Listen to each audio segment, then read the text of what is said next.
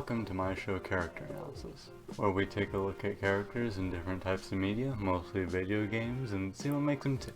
Today's episode will take a look at Trencil Varnnia. Wait, does this translate to anything? Trencil Varnnia. Well, you heard it here first, folks. Well, I'm getting sidetracked. Let's get back to the actual episode. Trencil is a vampire, so he carries the same traits as a vampire. Can't stay in the sun, invisible in photos, lives for a long time, etc., etc. Naturally, vampires don't really go outside when people are around, and tend to be pretty reclusive. You can see Trencil carries a lot of these traits, but through some fortuitous events manages to meet a human for long enough to have a child with, that child being Nat. This is something new to Trencil, no doubt. He's mostly never had to take care of anything that weren't flowers, and now he has to raise a fragile human with their own free will. He probably, isn't going to be the best at raising a kid. And that stigma is seen to be true, as Trencil remarks how he missed his daughter's dance recital.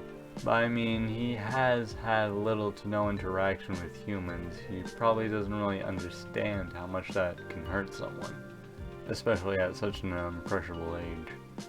Soon after, on Nat's 13th birthday, she changed her surname, which Trencil got worried over, noting, "It seems she has grown tired of her old man. I worry it's permanent. And she hasn't said she loved me since she was 12. Trencil gets discouraged by his own words, saying, "I am Befret, a truly pitiful father, a bad dad." Trencil isn't really the type to open up to people. Flower Kid was just an exception because they don't really talk back, they just listen. I mean, his experience with other habitations hasn't been so good either. When he first arrived, Habit just told Trencil about all of his problems and lost childhood, and Trevor just keeps harassing him about being a vampire. Heck, the only reason he's there is because Nat wanted to join.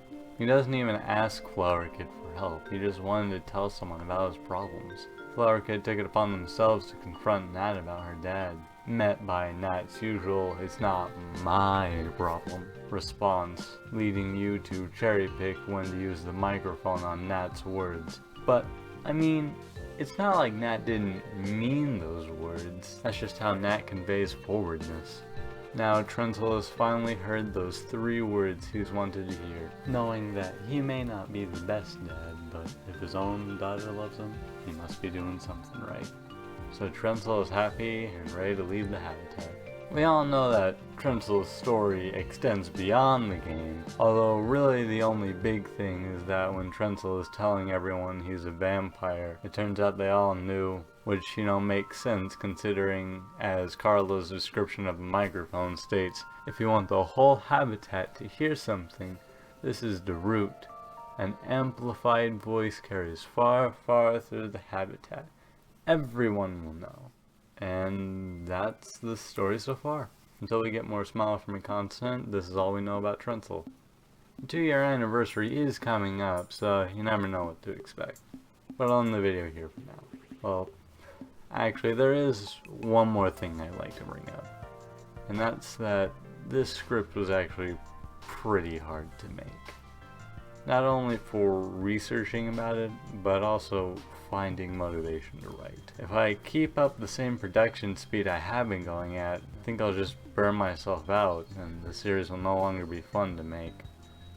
Next video will be on Trevor, but expect that to take a little longer. I hope you all can understand this. Goodbye.